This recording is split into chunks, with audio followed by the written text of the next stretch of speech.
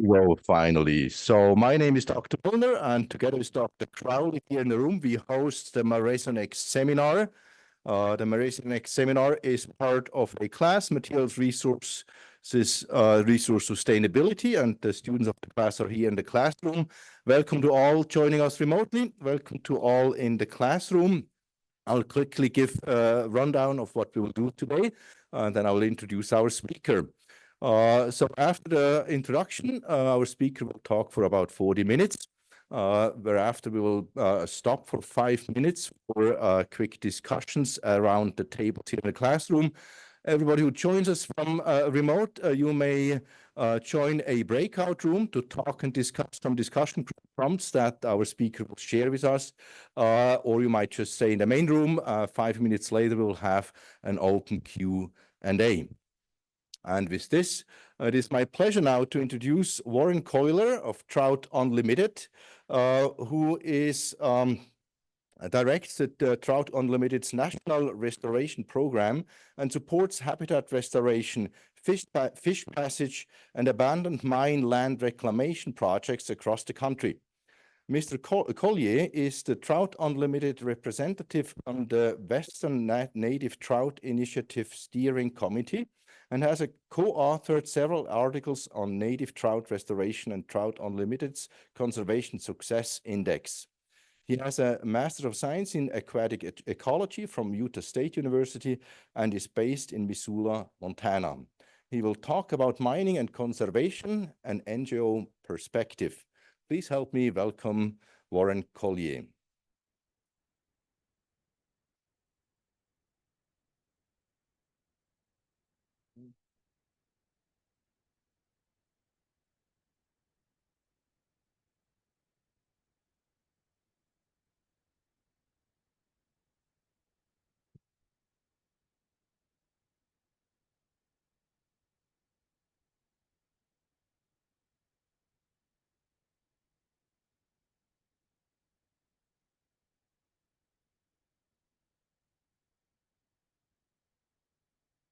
Okay, everybody hear me okay?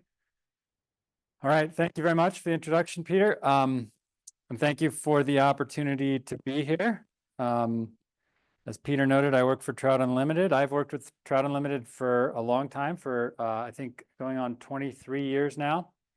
A little bit more about me. I started off on a totally different path in school. I was a political science major and studied international relations and thought I was going to go into law. And then I did an internship in Washington, D.C. as a senior when I was at the University of Washington and realized that I'd made a terrible mistake. I didn't want to do anything like that. I hated Washington, D.C. and policy, and it was too late to change my mind. So I finished it out and I took a few years off. And then I went back and I got another bachelor's degree in fisheries. So what happened in the meantime was that I went and I worked for a summer at Glacier National Park, and it convinced me that I actually wanted to work outside. I didn't want to work in a law office. And I also started fishing a lot and fell in love with that and decided I wanted to do something to help fishing resources and fisheries. So I went back, I got another bachelor's degree with a super painful experience as a non-traditional student after already going through that once, repeated it, and then went to graduate school. Some tough times, but in the end, it was one of the best decisions, probably the best decision I've ever made in my life. And I ended up with a job that I love, doing something that I love. So I like to come talk to students and universities because I feel like if somebody had given a talk when I was headed to law school on my law school trajectory and let me know that there were other options out there that I wasn't aware of, I would have done things a little differently. So hopefully I might expose you to a few things here that you don't know about or that you want to learn more about, and I'm always happy to revisit offline and talk about some of this stuff. Okay. Oops. There we go. So this is an outline of the presentation, just so you know where we're going to go. I think many of you probably don't know what Trout Unlimited is, so I'm going to spend a few minutes talking about that. I'm going to talk about some of our mining industry partnerships, mainly around abandoned mine reclamation. I'm going to talk about some examples of what that looks like. Then I'm going to talk about Good Samaritan legislation. It's a big legislative win that we just had right before the end of the last session of the legislature. And then I'll talk a little bit about critical minerals. When we get to that, I'm going to be out over my skis a little bit. I know a bit about restoration, and I'm pretty comfortable there. There are probably a lot of people in this room that know more about critical minerals than I do, so maybe that's where we can have a discussion. This is the only fish picture you're going to see. That's unusual for my presentations. Usually I'm talking about fish. I couldn't put together a slide deck without including at least one picture of a fish. Since we are Trout Unlimited. This is a special fish. This is an Apache trout. It's a native trout from the desert Southwest, Arizona. And just at the end of last fall, it became the first and only trout or salmon ever to be removed from the endangered species list due to restoration and conservation efforts. So a little reminder that we can make a difference, and a nice way to set the tone for presentation. This is Trout Unlimited's mission. It's a new mission. We just developed it in the last 3 years, I think. And I'll read it, even though I don't really usually like to read slides, but Trout Unlimited's mission is to bring together diverse interests to care for and recover rivers and streams so our children can experience the joy of wild and native trout and salmon. It doesn't talk about fishing. It does talk about wild and native trout and salmon. It talks about the next generation, and it talks about diverse interests, right? And so for those of you who have been reading the news, it's hard to miss these days. Diversity has become a loaded term. There's lots of debate about it, puts people into camps. In this context, I think diverse should be taken on face value. Diverse is different. We bring together different interests. There are lots of conservation groups that fight a lot, that do not partner with certain sectors, certain types of partners out of principle. I would say that Trout Unlimited is pretty pragmatic as an organization. We always say we'll work with anybody that wants to do good things. So what I'm going to talk about today is partnerships we have with the mining industry, right? And that's a pretty non-traditional partnership for a conservation group. We also work with timber industries, the timber industry, timber companies, and other resource companies. Again, with the idea that if they have the mind to do something good and we have common objectives and common goals, we're happy to work together. So Trout Unlimited is a national conservation group. It's the largest cold water conservation group in the country. This is a map of where we work and where our offices are located. The greenish dots are our Trout Unlimited offices, and the size of them relates to how many folks are in that office. The home office is in Arlington, Virginia, but it's pretty small. There aren't too many people working out of the home office anymore. In fact, the office that I work out of in Missoula is one of the largest. We have about 14 people there now. We have 340 staff, professional staff, folks like myself, ecologists, biologists, geomorphologists, and then also organizers, lawyers, pretty diverse backgrounds for the staff that TU hires. We also have 300,000 members, so it's a volunteer organization, and supporters. Those are folks that are organized into chapters and councils across the country, volunteer groups. They also do a lot of work, and the staff helps to inform those volunteers and helps to guide their efforts. We're divided into 3 regions, and each region is divided then into states. And within the states, we have kind of a list there you can see of different job titles, starting with the state director. Then we have habitat restoration folks, water folks, policy folks. The orange polygons are what we call our priority waters. Those are the watersheds we've identified as having especially important cold water resources and opportunity in places where we think we can make a difference. I want to put this up there. This is an older version of our conservation framework. We call it the PRRS framework. It's the Protect, Reconnect, Restore. We sort of protect the headwaters that are intact in most watersheds. We reconnect the middle elevation areas that have been disconnected in many cases by dams, irrigation diversions, flow diversions, sometimes habitat degradation. And then we focus our restoration lower down in the watershed where we've got a lot to do, right? This is where people settled first. usually along rivers where we've had some significant impacts.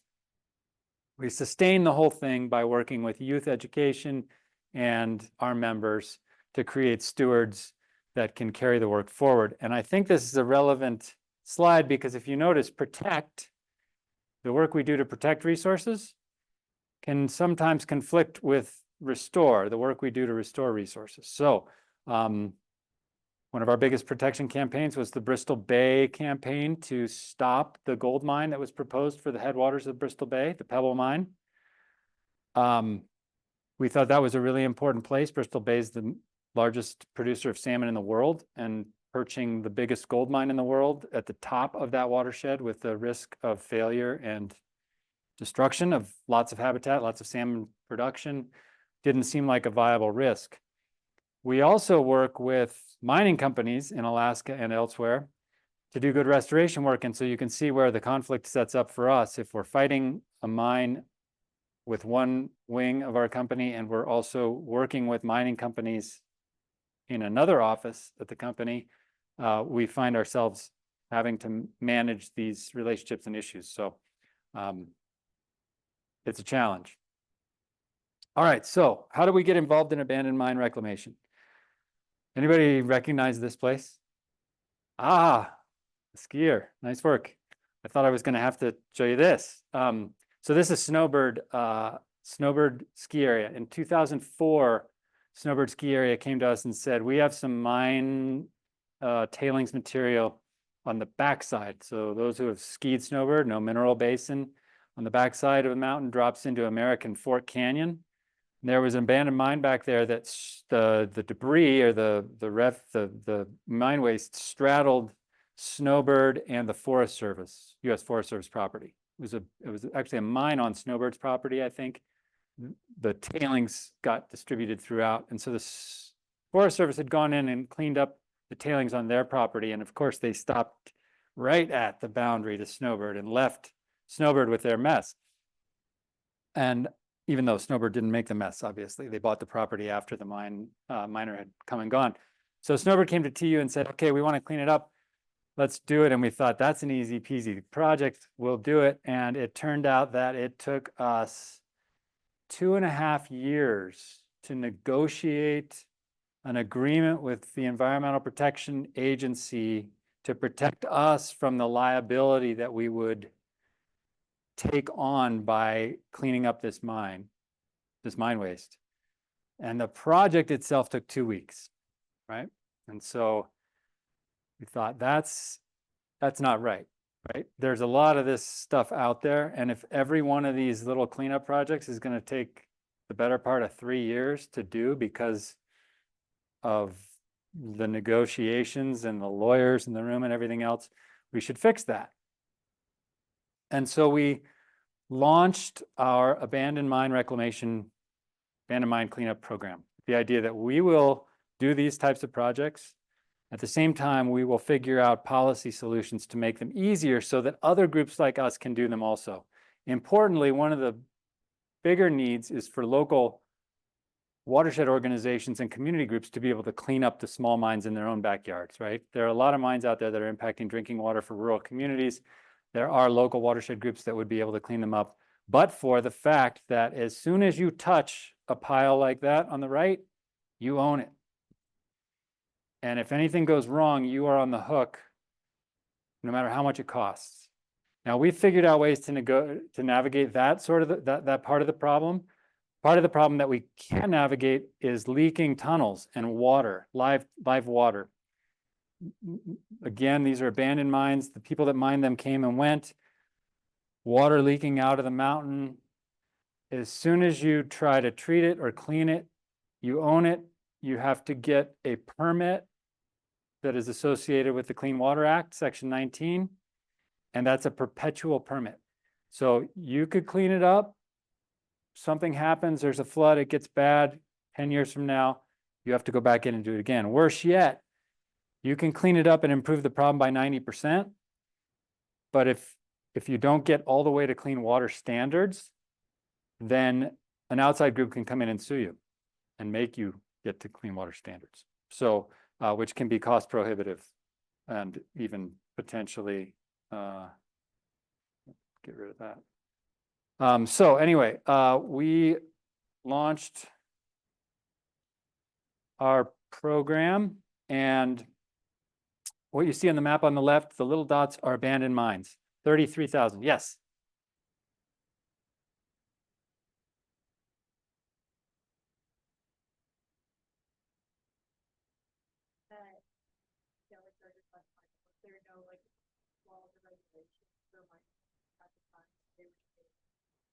Yes, that's the short answer. So the question, yes, thanks. The question is, how come we have these messes on the landscape? What happened to the people who made them? Basically, were the laws and regulations such that miners, because it's mainly miners back then, could come in and do this and then leave the mess, leave everything and not clean it up? And the answer is yes. That's the answer. There were not strict enough regulations and laws to protect the landscapes, and so miners could come in and do this kind of work and leave the mess and leave. So now there's nobody on the hook. It's called a potentially responsible party, a PRP.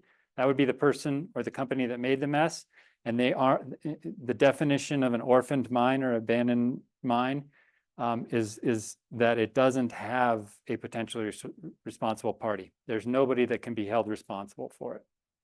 So consequently, the government and or the taxpayers get left with it. There are 33,000 of these in the West. That's what you see in the map on the left with the little gray dots. 40% of headwaters in the West are impacted by abandoned mines. There are 110,000 miles of streams impacted by abandoned mines. The fish icons on the map are locations where we've done cleanups, where we've been supported by mining companies and industry. And on the right, you see a list of both those companies and also the types of work we do. Most of it is abandoned mine reclamation, but we also work with mining companies to do straight up habitat restoration and fish passage reconnection work, policy advocacy, including Good Samaritan policy. Abandoned mine or mining companies were some of our greatest supporters in that work. So what does an abandoned mine cleanup project look like? And I apologize, I'm not sure what that box is on there or where it came from, but hopefully you can see around it. This is a mine in Colorado in the Clear Creek drainage. This is on Highway 6. If you're driving the Front Range, you go right along Clear Creek. Was fishless for a long time because of mining impacts. The restoration work has brought it back to the point where there are some fish in it. This is what the Dr. Mine looked like. Pretty simple cleanup here. We just augment that soil with biochars and other things that grow plants, and then we seed it.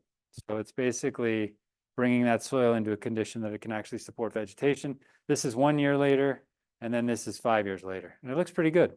You know, now what this story doesn't tell is there's an adit at Dr. Mine also, a leaking tunnel that we couldn't touch. So this is the pretty side of it, but there's also a not so pretty side where because we didn't have Good Samaritan protection, we had to leave that tunnel on the landscape, leaking water that I believe is very high in zinc and lead into the landscape there. So that's a chemical cleanup. The other type of project we do is more physical, right? So placer mining, many of you are probably familiar with how that works. There's some really good examples in Idaho, actually, of placer mined rivers. The Yankee Fork of the Salmon, for those of you who have been there, and the South Fork of the Clearwater, for those of you who have been there around Elk City, are two of the most impressive placer mined landscapes I've ever seen. If you want to mess around on Google Earth and go in there, you can see some amazingly destroyed rivers. Placer mining went up and down the valley. In some cases, they went back and forth. So if you look at the South Fork of the Clearwater, we call it a zipper from space, from the aerial imagery. It looks like a zipper because it's a river that now has 90-degree turns in it. This is an example that is more like Yankee Fork. This is actually a river in Montana. In that case, the dredge went up and down and creates these big furrows. And the placer material, like in the Yankee Fork, has no more fines in it. It's just cobble, so it doesn't grow anything. This is an example near where I live. This is a tributary to the Clark Fork, and this is a LiDAR image. For those who are familiar with that technology, it's basically satellite or aerial topographic data that's very, very fine resolution down to, sub-foot resolution. This is about 7 miles of river, and you can see very well in here, especially if you look where it says 9 Mile Phase 4 Restoration 2021. Those rows are basically what that placer mine or that placer mining did. The dredge went up and down and basically plowed the floodplain into these valleys or furrows, and then the river gets left in whichever the last one it was in the last kind of furrow that it was in. So we started restoring this valley in 2012, and this is an aerial picture of it. And what you see here in the foreground is area that has not been restored yet. That's what it looks like when the river ends up in one of those placer footprints, and it ends up confined within 30-foot placer tails. Unlike Yankee Fork, in Montana on the 9 Mile, those placer tails maintained enough fines to grow things. So they have like 40-foot trees growing on the placer piles, which is why I showed you the LiDAR, because from the aerial image with the trees, you can't see it. You can't see those, but you can tell by how the water's behaving that it's confined, right? So in the foreground, it's straight. What you see in the background is 4 different phases of restoration over almost 10 years, going all the way back up into the very back, which was done in, I think, 2014. The nearest part of that in this image was done in 2023. And so the floodplain here hasn't vegetated in much. It's still recovering, but in the back, basically are back to a fully functioning reference condition. And I just show this because I think it gets at the scale of restoration. This is much more than channel stream restoration. This is basically restoring the valley. This is what it looks like under construction. At any one time, you could have 5 large excavators out in this floodplain, rebuilding that channel, grading out the placer, the tailings materials. This is what it looks like right afterwards, kind of messy. But if you're lucky, this is what it looks like 5 or 6 years later. The beavers in this case have come back in. In the middle of the image, you can see, you can still kind of make out the designed channel. Oh, just died. You could still make out the designed channel, but the beavers came in and dammed it up and forced the water out of the floodplain. You have a really great system. We also do more heavily engineered work. This is a run-on, run-off project in an abandoned mine in Colorado, Leavenworth Creek. This tailings pile was interacting with surface flow and polluting Leavenworth Creek, which is just in the foreground here, kind of off of the picture. And so in this case, we just engineer sort of runoff controls, right? Rock channels to control the water and keep it from interacting with the tailings piles.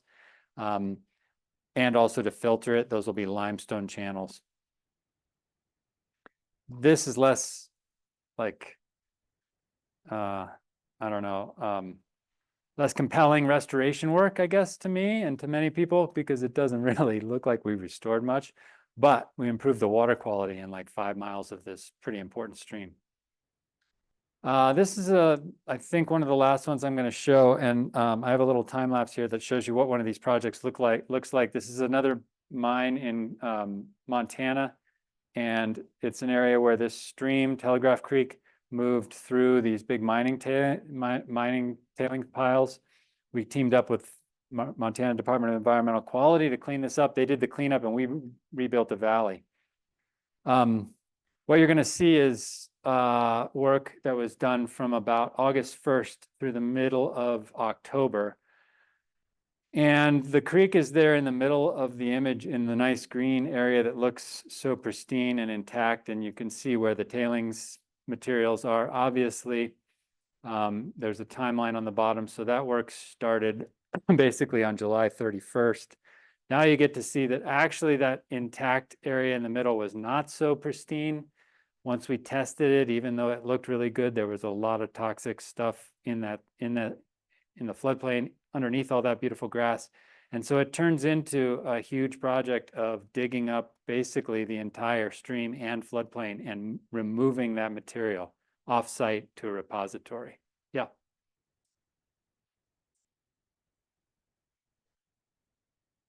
Exactly, yes. So we use an XRF, and we'll have somebody, which is a handheld kind of spectrometer. I don't know. I'm a little out over my skis on that too, but it basically tests the chemistry, right? And so we keep digging until it comes up clean. That's the level that we maintain. And then you repeat that throughout the project site so that you make sure you get all the contamination out. In this image, in the beginning, there was a pipe on the right side. I forgot to point it out, but we basically had to route that whole stream through a pipe so that we could dig up that entire valley. Unfortunately, I don't have any more frequent or any more recent imagery of this, but it looks really good now. You can trust me. Montana's wet and it grows things fast. And this valley looks pretty much pristine at this point. But you can see what kind of effort it is to clean up each one of these sites. Okay, so let's talk about Good Samaritan legislation. I noted that there's liability associated with these cleanups. We've figured out some tools to be able to do the tailings removal, that kind of work. We had not figured out any tools that would allow us to do treatment of water, leaking adits. To get protected from liability for that, we needed to pass a law that does that. And it turned out to be really hard. We started that effort in 2004, and it took more than 20 years to get a law passed. It just happened in November of 2024 that we finally got the law passed that protects TU, other organizations, Good Samaritan organizations, who are defined as an organization that had nothing to do with creating the mess, just wants to go in and clean it up.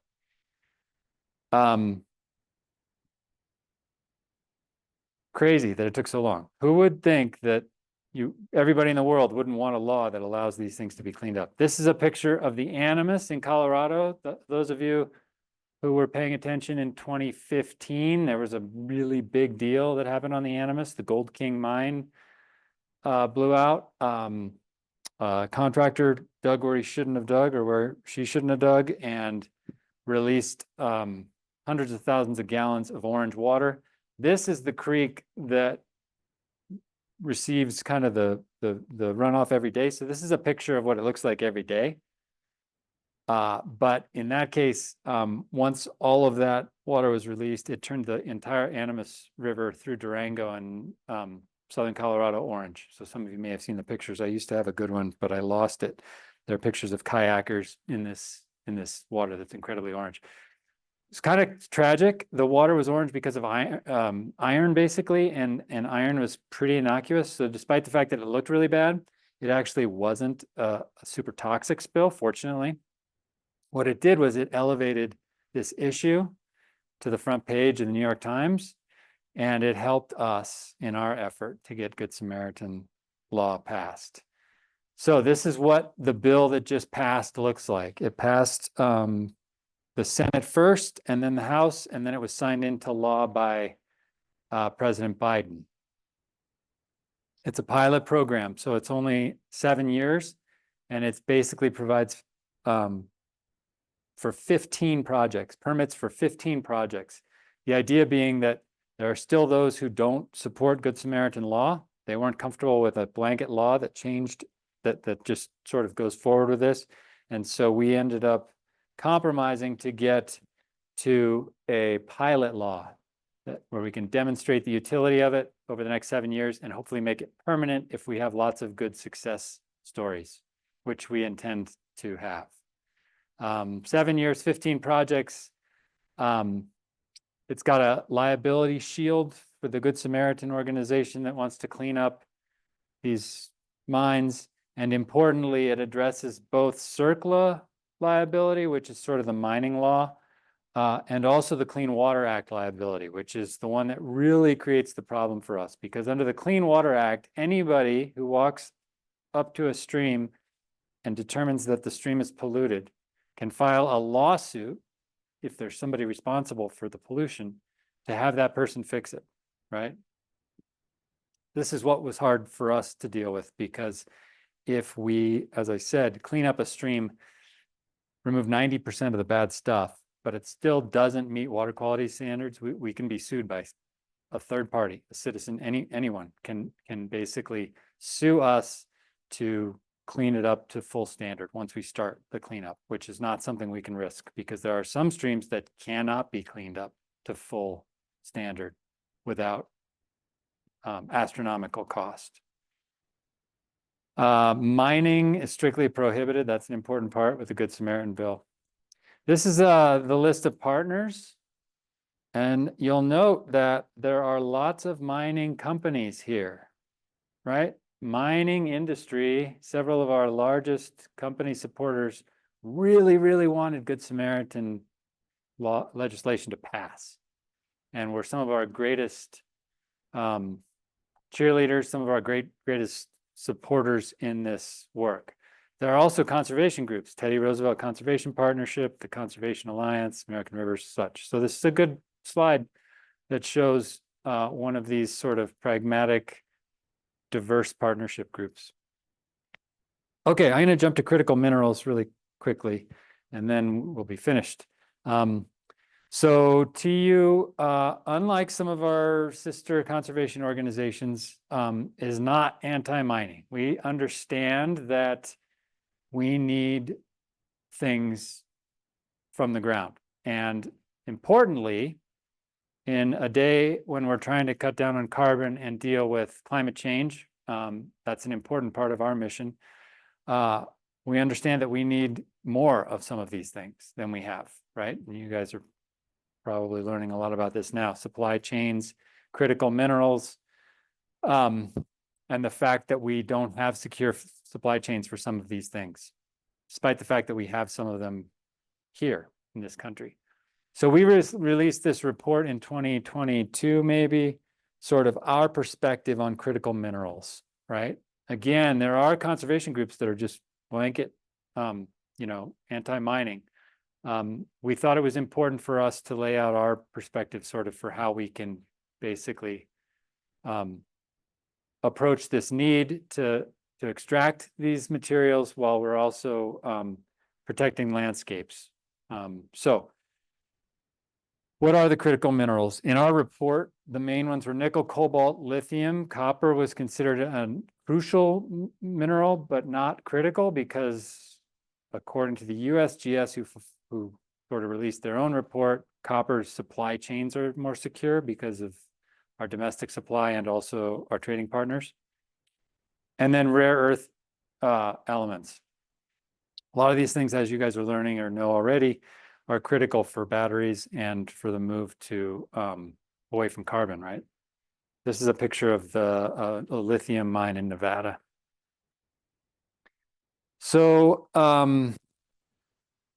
under the Biden administration, the Interagency Working Group on Mining Laws, Regulations, and Permitting came out with these kind of five,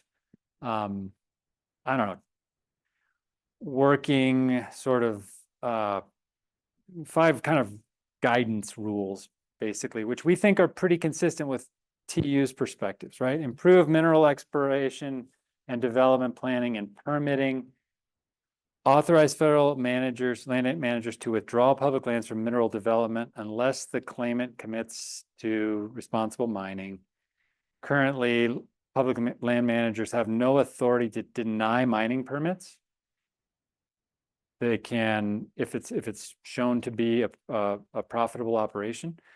Of course, mining proposals cannot get built because of some of these things, but basically the federal land management agencies cannot deny a mine just because they don't agree with where it is, just because it's someplace that they don't want to see the mine, right? Obtain fair compensation for taxpayers by imposing a 4 to 8% royalty. Unlike any other extractive industry, mining does not pay a royalty on what they take out of the ground. Oil, timber, everything else pays royalty. That money goes into a fund that can be used to mitigate those actions. Mining has never had that. It was not part of the 1872 mining law, which is the law that still governs the land. So we think that a imposition of a royalty would be a good thing. We actually have mining industry partners that are also supportive of that. Protect taxpayers from the cost of abandoned mine reclamation. So have a fund that's available to pay for abandoned mine restoration projects like I showed you, so the taxpayers don't have to do that. And then improve stakeholder engagement. Basically involve tribe stakeholders and improve sort of the community interaction around some of these mining proposals. Again, these are put forward by the Federal Interagency Working Group on Mining Laws, right? Obviously, we have a new administration now, so it's likely that this and other things will change. But TU came out with our own list. I'm not going to read it. 12 tenets. They're very similar to that, right? And they try to get at this issue of balancing the need for these resources with the need to protect natural resources, indigenous rights, rivers, fish. But it's difficult work, right? It's a difficult issue. Okay, so that's what I've got. I want to show this one picture because this is one of my favorites. It's pretty cool. It's also from where I live, just upstream. It's on the Clark Fork. The Clark Fork drains out of Butte, Montana. Butte was home to, I think, the largest copper mine in the country, the Butte Pit, during and immediately after World War II. Some people say that that copper is what won World War II for the United States or for the Allies, including the US. That could be true. That's arguable. What's not arguable is that a lot of that copper and the nasty stuff that went along with it ended up in the floodplain of the Clark Fork River upstream from Missoula, where I live. And now, if you're lucky enough to find bones that were buried in that floodplain, they're blue. So this image has not been photoshopped. This is I think a cattle vertebrate here. And so folks in our office have these great collections of blue skeletal remains because the floodplains on the Clark Fork before the latest Superfund cleanup started were so high in copper that they turned these things blue. So pretty cool in sort of an uncool way, I guess. Okay, so that's what I have. We can leave you with a couple of prompts here for discussion. I sort of loaded the question a little bit, but why do you think the mining industry has been such strong supporters of Good Samaritan law? And then why do you think it took so long to pass it? Right?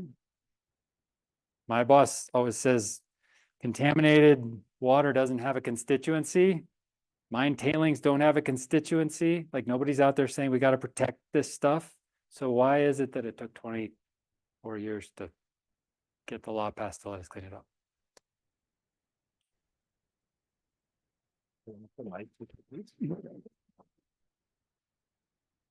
So this gave us some to think right now at the table. So please turn to these questions and start discussing them. Those who are participating remotely, if you're a student, please, you have to join the discussion room. If you are guests in the Marisonex seminar, you may or may not want to join. That's up to you. You might also just stay in the main room, and we will resume here with an open Q&A in about 5 minutes. Okay, we have everybody back from the breakout rooms online and here in the room also. The discussion a little bit faded out, so that would mean we have now time for questions in the classroom. Here is the first one, and I will hand the mic back to the speaker. Would you please be loud and then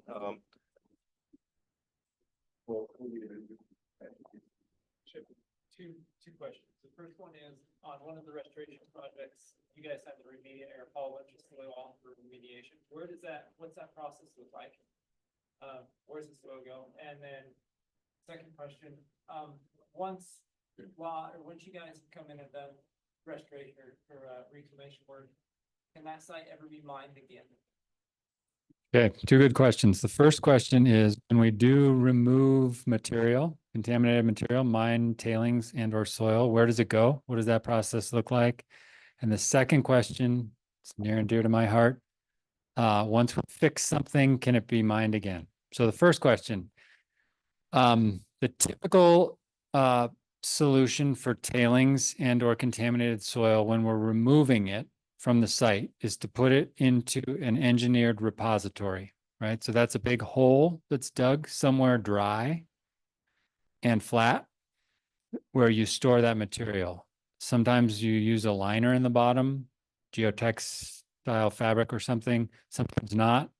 You basically dig a big hole, put that material in it, bury it, and you cap it typically with clean soil of a certain depth so that, and then you plant it on top of that. And so your soil depth is greater than your root depth so that the plants that you seed on top don't actually get down to the contaminated stuff to uptake it.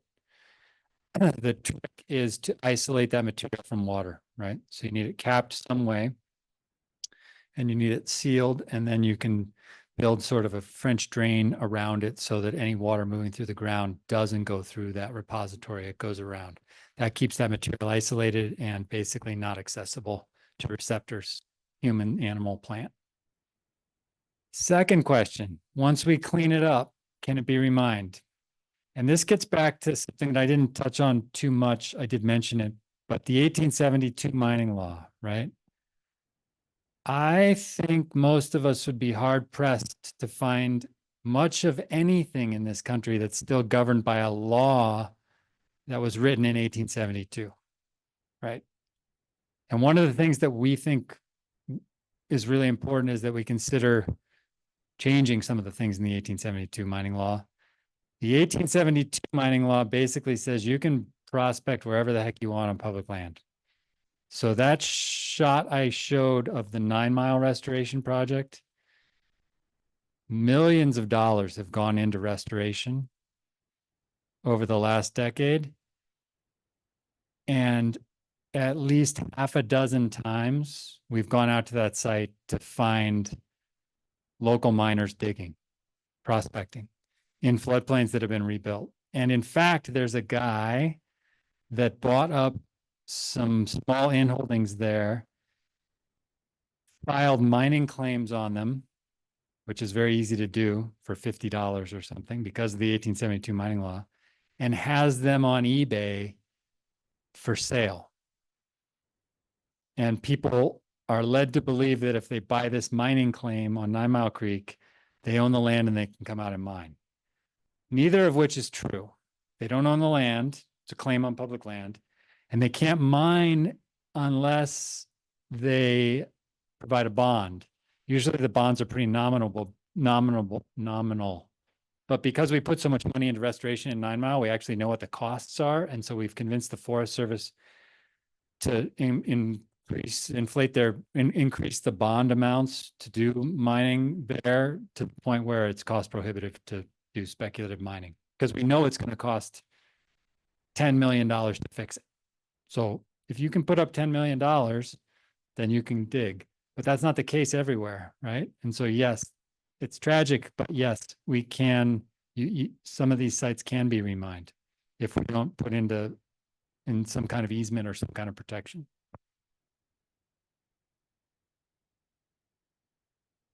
So you were talking about the working group towards the end, and it kind of tied into what we were talking about on Thursday last week with responsible mining, which I'm kind of using interchangeably with good mining. We were talking about, what did they define as responsible mining? What would that look like? So the question is,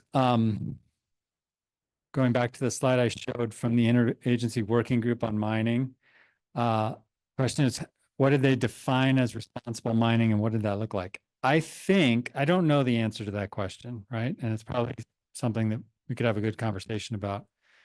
I think that report concluded that including those tenets, basically, those 5 things that were on that slide about working with communities, that kind of stuff is what they concluded defined responsible mining. but I'm not totally sure. And I think that's an open question, right? What's responsible mining? And I imagine that there are lots of different ideas about what responsible mining is. And so it's probably a really good thing to discuss.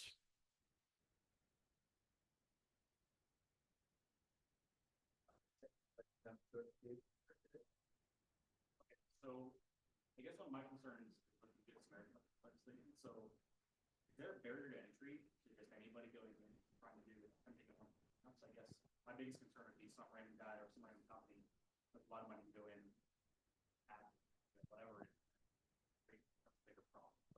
Where does the line get? Have to make it better, or else something's got to give. Yeah, that's a really good question. The question is there a barrier of entry to get one of these Good Samaritan mine permits, basically, for this Good Samaritan law? You know, to make sure that you're qualified to do the work, basically, in a nutshell, right? Because you don't want somebody going in and making things worse and being protected by the law from being responsible for making things worse. The answer is yes. In the law, so some of what the law states has to be put into practice by the EPA, which is doing that right now, right? They do the rulemaking and they basically work out the details. The law is only a few pages long, but it does actually call out that you need to be qualified, demonstrate that you're qualified to do the work in order to have one of these permits. There are only going to be 15 permits in this pilot project, and they're going to be scrutinized really heavily. And so I'm not worried about that. I think it's a really good question, and people have been worried about it historically. And if we get past the pilot phase of this, then I think it will be important that there are sideboards to make sure that the entities tackling these projects are qualified. The law does not give blanket immunity. You are still responsible to improve conditions beyond baseline. If you make things worse through negligence in particular, then you are not protected by the law. If things get worse because of no fault of yours, like let's say you go in and you do a great cleanup and then there's an earthquake and some adit opens up and things change, you're protected. But if you go in and do a project and things get worse because you did it wrong or you didn't know what you're doing, then you're not protected and you will be held accountable. Sure. So let's say like the train wreck or the train situation how far deep in these big pits can these kind of is that around? I guess what happens whenever a cleanup crew goes in and they realize this is way over the budget we had. We thought it was only 4 feet deep, and all of a sudden we're 12 feet in. What are kind of the, I guess we can walk through that. Where does the money come from going on these projects, and how to make sure that they get summed up? Yeah, that's also a good question. So the question is sort of how deep does contamination go in some of these streams and floodplains? How deep can it basically absorb or percolate or settle? And the second is what happens if you underestimate how much material there is that you need to remove and you get into a project and realize that you are way over your skis and you can't get it all out. Good questions. We have seen this material go as deep as 4 or 5 feet in a floodplain. Some of it depends on the type of mining that was done, depends on how much disturbance there was, depends on how much aggradation of material there has been since the mine tailings material, the contamination settled. So it's hard to know. Like I personally haven't seen it go more than a couple feet deep, but below the stream grade.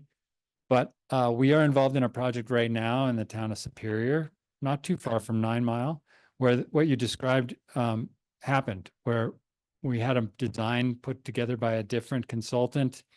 They estimated the cubic yardage of material that would need to be removed. We got out there and used our XRF as we were digging, and we just kept having to dig. It was getting worse and worse. Sometimes some of the really toxic stuff, interestingly, will leach out of the tailings material and end up in the native soil. And so estimate the removal of based on what you know about the accumulation of tailings. And it turns out some of the really poisonous stuff has gone through the tailings and is now in the top 2 feet of soil, in which case you have to remove it, but you haven't budgeted for it. We have had that situation exactly. And so we've just had to raise more money and dig a bigger hole for our repository, which has prolonged the project and made it difficult. So that definitely happens. Two-parter. What might motivate a mining company to like advocate for those royalties for taxpayers? And then my second question is, how do we as Idahoans get involved with your programming? Cool. 2 questions.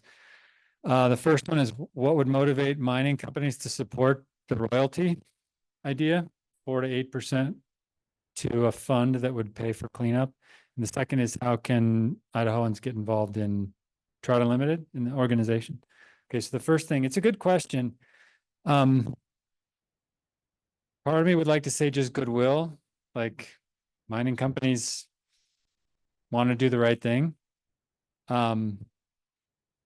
I think there's an inherent, and I know people will disagree with this, but I'm just going to say it. So there's an inherent unfairness about the fact that mining companies take some of the most valuable material that we have off the landscape, much more valuable than trees and coal, and yet don't pay any royalty or tax on it. And there are various justifications I've heard.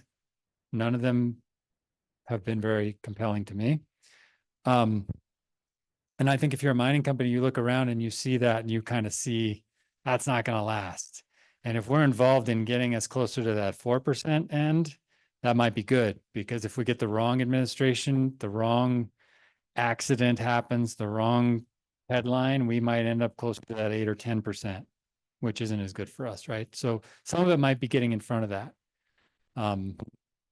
So I don't know, but it's a good question. Be interesting to ask, because I've seen some mining companies are supportive. Some fight it. There was a hearing in front of Congress a couple of years ago where they were fighting it. And then in terms of getting involved in TU, we can definitely talk about that. I would say the first thing is go to our website. We have chapters throughout. There's chapter in Boise. There's a lot of opportunity on the website to get engaged with in different geographies, different cleanup projects. Different volunteer opportunities, different ways reaching out to your legislators and helping support some of the work. So.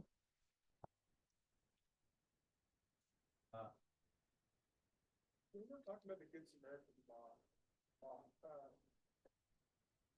What's kind of been confusing me about this whole process is we're talking about the mining company. We're talking about the mining company. And I'm trying to think about this from an economic standpoint of where their bottom line is with the Good Samaritan law. And I'm just wondering what their economic reason for supporting the Good Samaritan law. Yes, the question is when it gets out one of our prompts, what would be an economic reason? What's the bottom line for a reason for a mining company to support Good Samaritan legislation? It's a very good question. And I'm not a miner, so I can't really answer it I can't answer it from their perspective, but I can tell you what I think. And then I'd be interested to hear if anybody else thinks differently. And Peter and I were just talking about a similar deal with the Stibnite mine here, right? The nearby mine on the salmon. That company's making lots of promises about mining for the next 20 years. Things will probably get worse. They're not promising that, but that's what a lot of people think. But they're promising to make it better in 20 years, right? Think back to some of the pictures you saw in this presentation and those masses that are all over the landscape. And it's sort of hard to believe a mining company, right? Mining companies and miners have a tough history of making messes, basically, right? And so trying to get new permits is confounded by that, because they are promising not to make messes, but what we see on the landscape is lots of messes. So I think it helps their bottom line to help clean up those messes because it removes a black eye for the industry, right? I mean, when you look around where I live in Butte and the Blue Bones, you know, there's like, it doesn't reflect well on mining.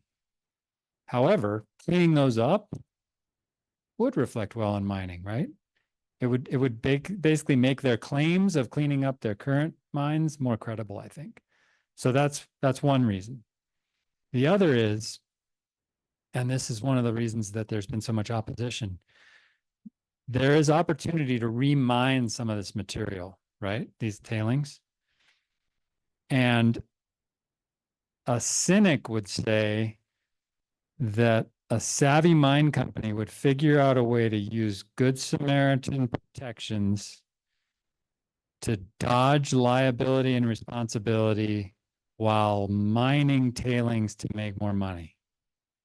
And in fact, that's what some of the conservation groups believe, which is why the conservation groups have been the biggest opponents of Good Samaritan legislation. So I wanted to, after what you just said, I wanted to think about something. So I was actually wondering, if they're doing kinds of stuff, like getting a liver transplant and celebrating vodka. That seems kind of, why are we letting them do that? And is there any restored areas from being mined?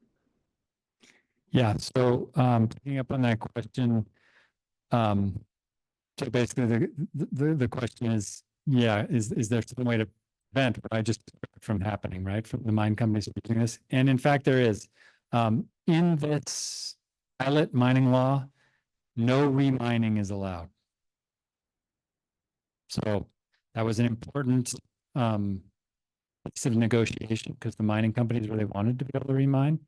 I, in fact, think that remining some of these places is potentially a really good way to clean them up. Oh, and actually, I missed. Remining is allowed in the pilot as long as all of the money generated by the remining goes into the cleanup project. So remining for profit is not allowed.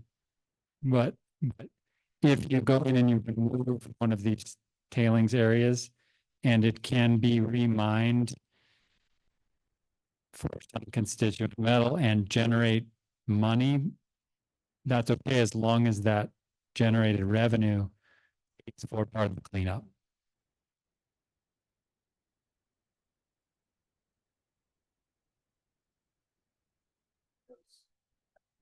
So I guess whenever you guys get together, like,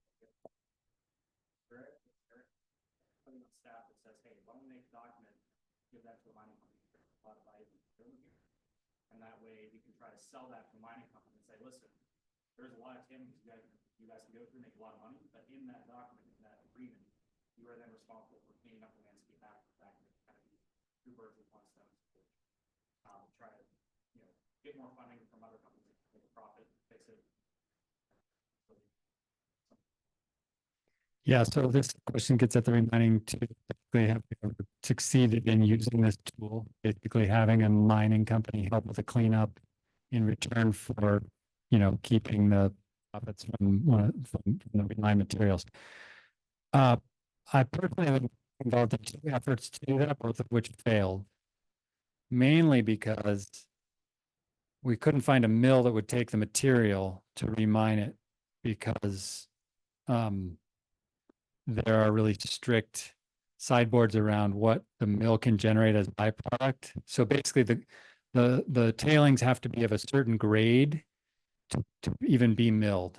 And if they're not, then the mill needs to retool in some cases, which is too expensive. In other cases, like the example I have in Montana, there was too much mercury in the tailings. So it would have accumulated too much byproduct mercury. The mill only has a permit to basically manage so much mercury. They only have area to store that. And so it would have exceeded that. So they couldn't do it. So we've tried a couple of times. And we've been approached by a couple of mine companies that have new technology that want us to point them towards sites that we want to clean up. But it just turns out, and there are people that know way more about this than I do, but it turns out that in the cases I've been involved in, despite the fact that there's still material in the tailings that might be, you know, valuable, it hasn't penciled out to make it a cost effective to do it, basically. But I'm still looking for the case where it is, because in these projects, 80% of the cost is getting the tailings off the landscape. If somebody would come in, I don't even care if they profit from it. That's great. It still saves us 80% of the cost. If they come in and haul that stuff away, that's a win, regardless of what they do with it. It's off the landscape where we're trying to fix.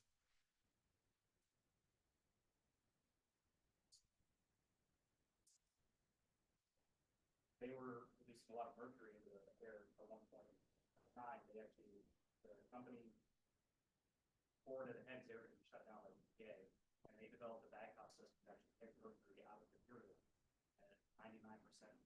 So there's a lot of technologies like that out there. Do what you gotta do, make money with this basically.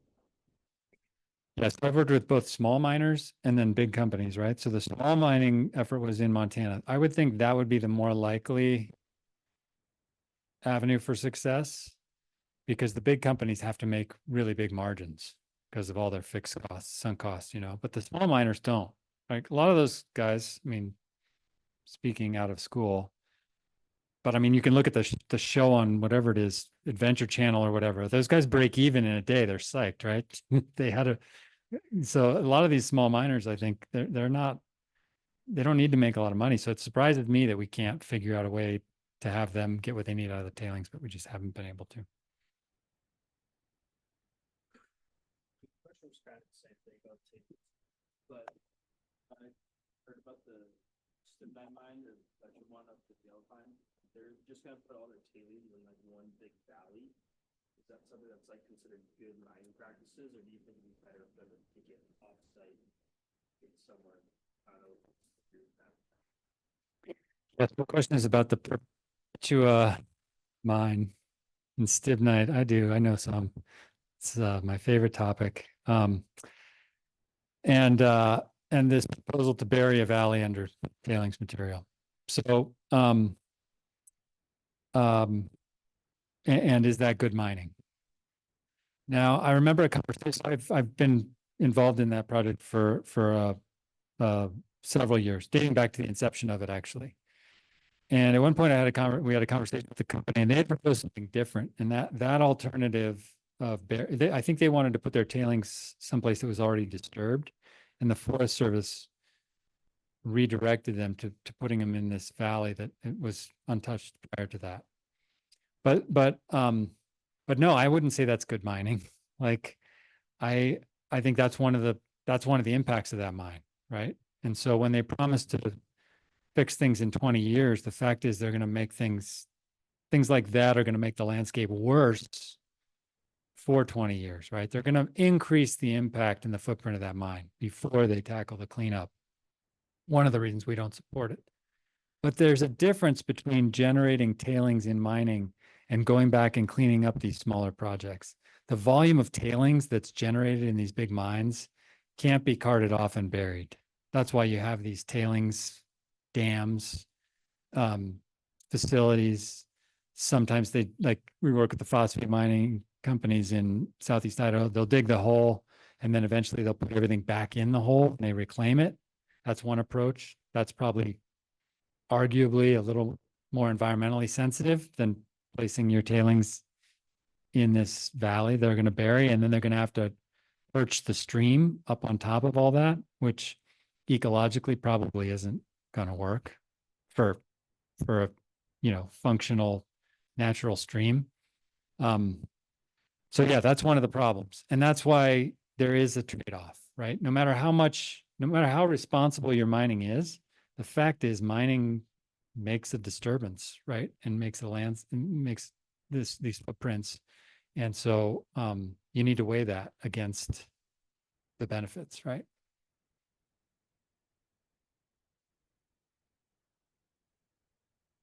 Likewise, people all the mines, no, that's why. I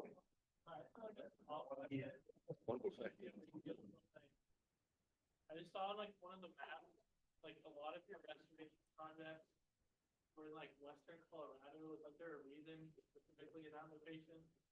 Or is there a few like different ones? Just wondering why that was. Yeah, the question is how come most of TU's projects are in Colorado? I wish there were a strategic answer to that, but it's just opportunistic. That's where our AML work started. That's also where Newmont and Freeport are based, or not based, but that's where we get our support from those two mining companies. So we have more staff there, and we've just done more project work in Colorado. Oh, one more.